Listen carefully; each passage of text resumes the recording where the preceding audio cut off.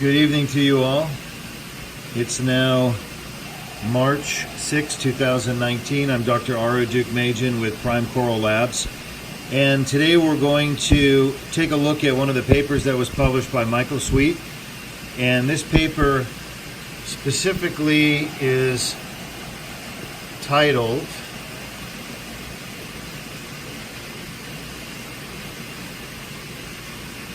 Experimental Antibiotic Treatment Identifies Potential Pathogens of White Band Disease in Acropora.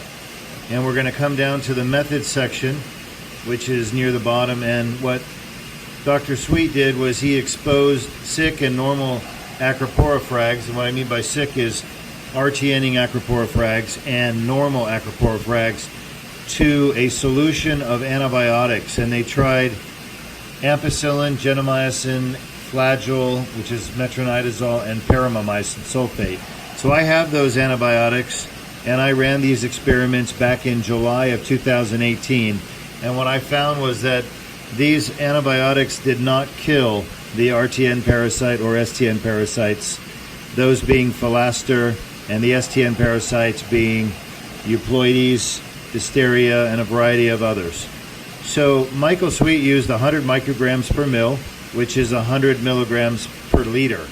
I went ahead and just reran the experiment now, but I actually dosed 5 times that dose. So I have 500 milligrams per liter.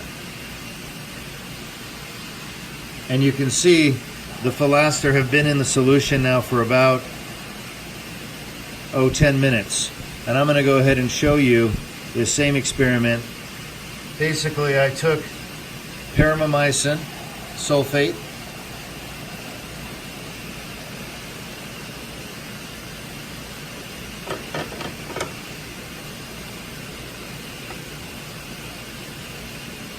this is 250 milligram capsules, and I emptied one capsule into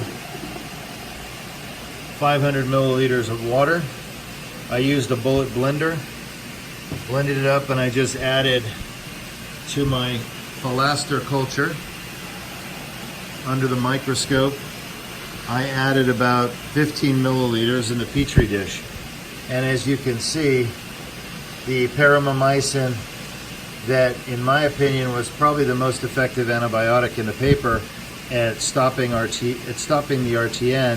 Of course, Michael Sweet doesn't mention any effect of these antibiotics on the actual protozoan parasites. He just says that the antibiotics stop tissue loss. But as you can see, with these Philasters swimming, this is as healthy as they look.